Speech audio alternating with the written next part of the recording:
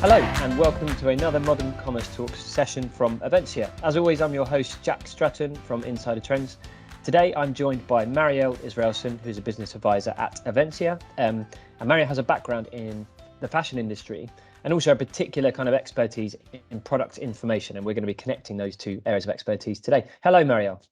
Hello, hi, nice to see you. Nice to be here again. Yeah, so nice. And I've chatted to you a bit before about this stuff and some PIM subjects that's often tapped into your experience and expertise across fashion.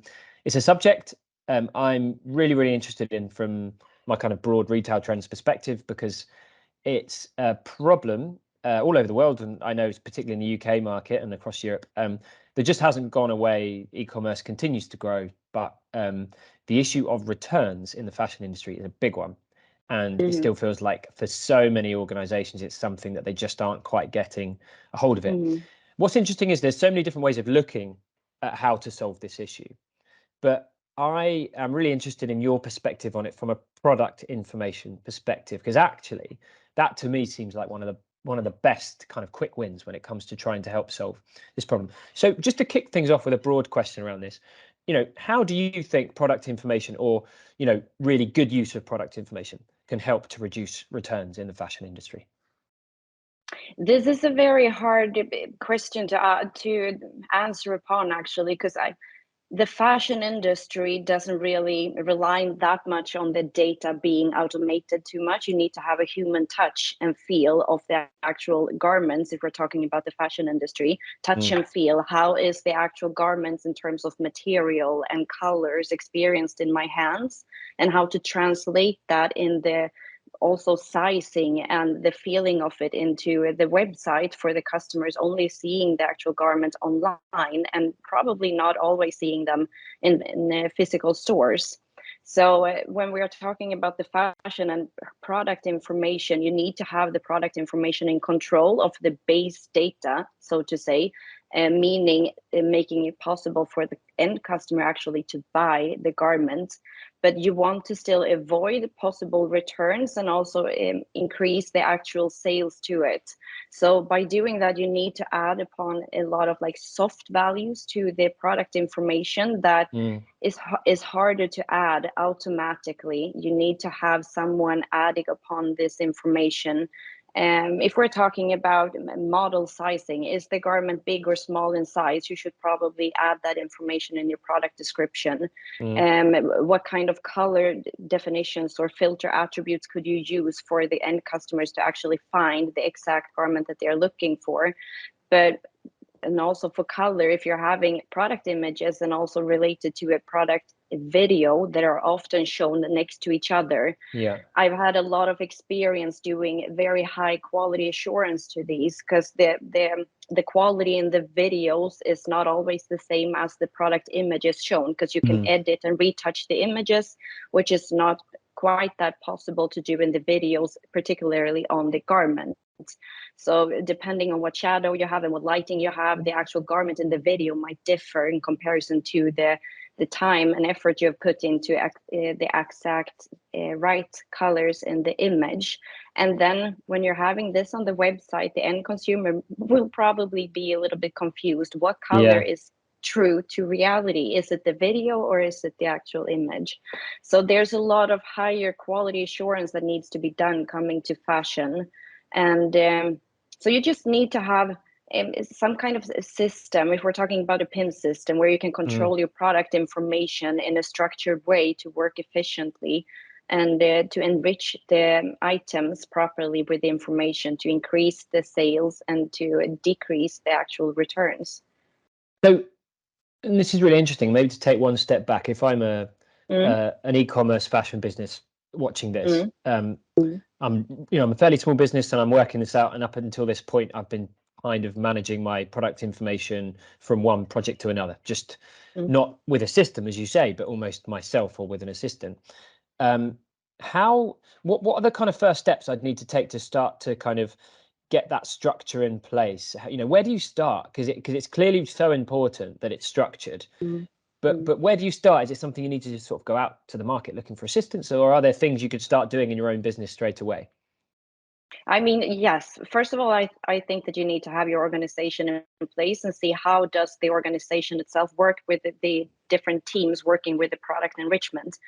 From my experience, we had the organization set up where the actual we were three different departments working very close to each other that had hands-on enrichment coming to the actual products, both for videos and for product descriptions and translations and categorizing and campaigns and everything.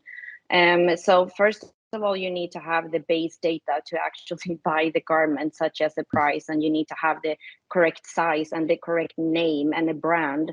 That is usually owned in a different system than the PIM system, and that is something that you just go by the flow right through.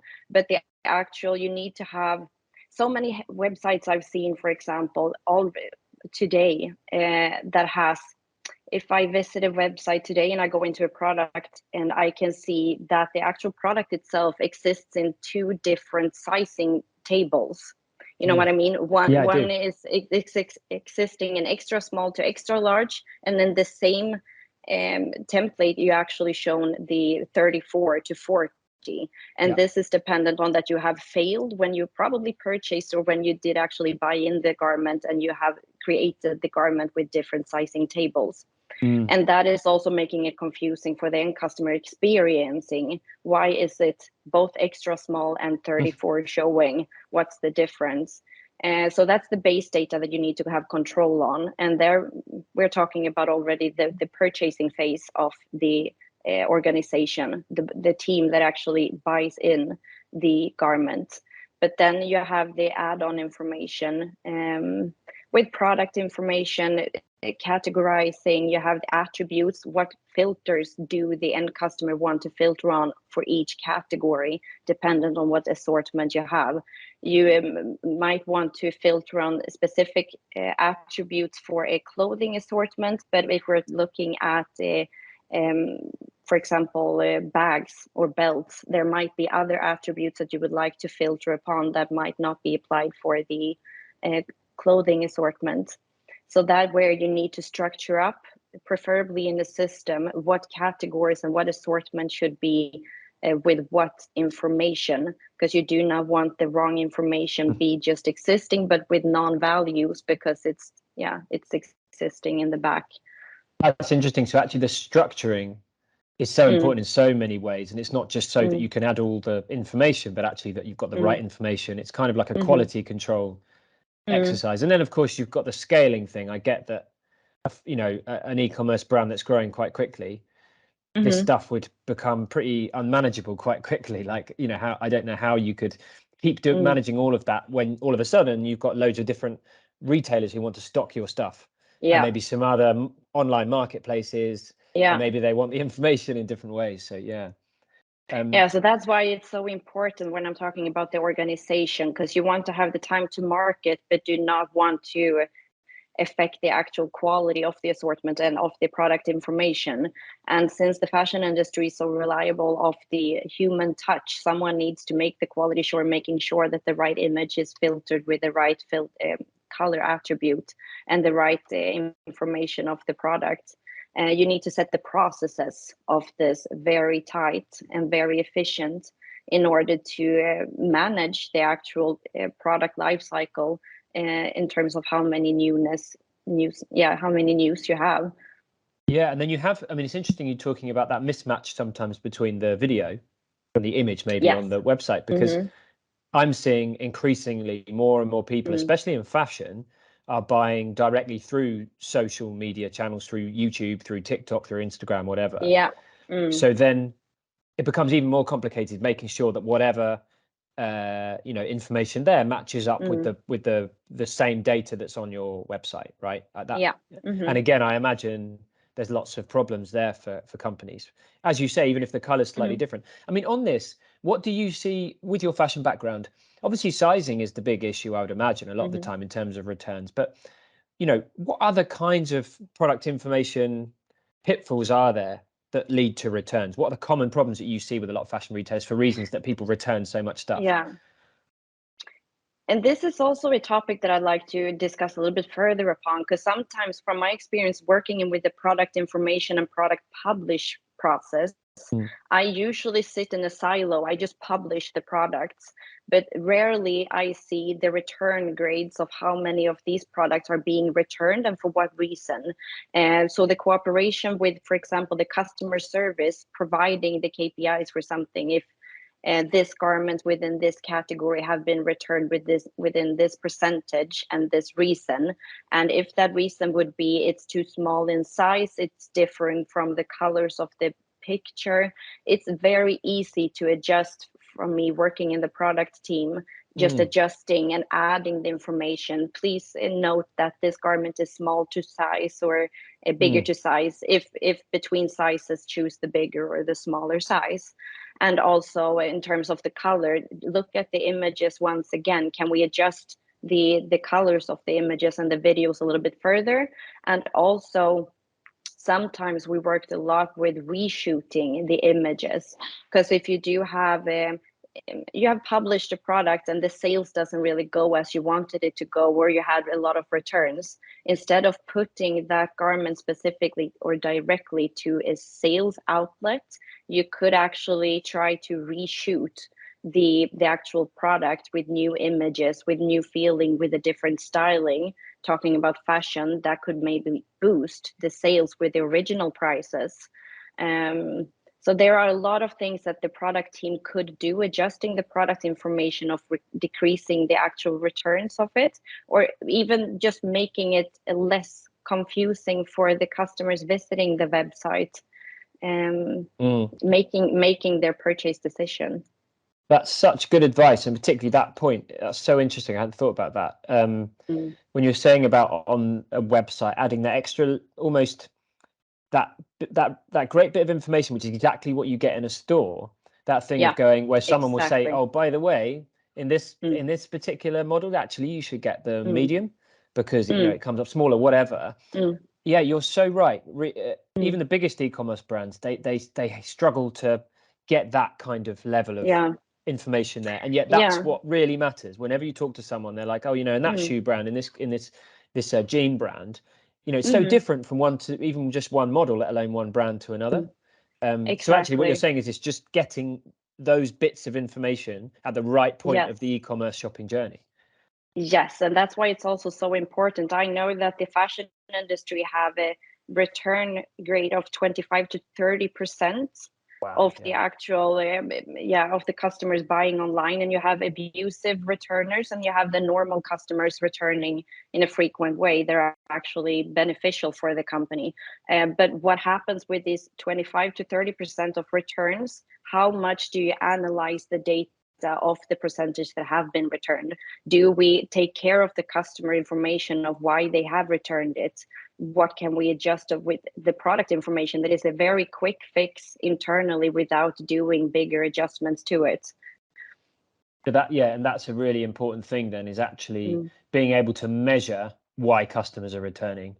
Exactly. And then measuring, you can start to almost categorize the bigger reasons versus the smaller ones and take practical actions.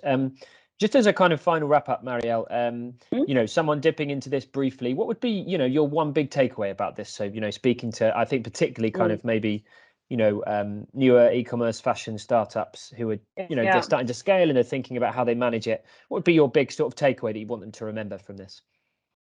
My biggest tip would actually be from my own thing that I'm doing the most when I'm working with different customers, is actually always thinking as an end customer. What would I expect when I'm visiting a physical store or an online store? What do I expect as an end customer? With what information should be shown in terms of quality and product information and other attributes or whatever it can be?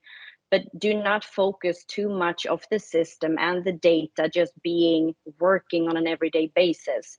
Try to think one step ahead. When the actual garment is visual on the website, would you purchase this, or what information are you missing? Would it boost the sale, or would it actually increase the returns? So just to have those customer glasses on, so to say. Yeah. fantastic. That really is something I feel strongly about, actually. And I think that, retailers can and businesses can very easily forget. Marielle, it's been so interesting. And I really hope we can pick up this conversation again soon, because I feel like there's loads of stuff we could talk about, because you have so much expertise on this, but also these are, this is a big issue for the industry. And I feel like the industry needs to be listening to people like you, who are really working on practical solutions, right? Things that anyone can do. Because what you're saying here could be a company that was set up 2 months ago, or it could be, an e-commerce giant. It feels like the same rules apply. So I think that's great. So hopefully we get to speak again soon. That's everything we've got time for today. Thanks so much to Marielle. And thank you. We will be back again soon with another Modern Commerce Talk. So thanks very much. Cheers. Great. Thank you.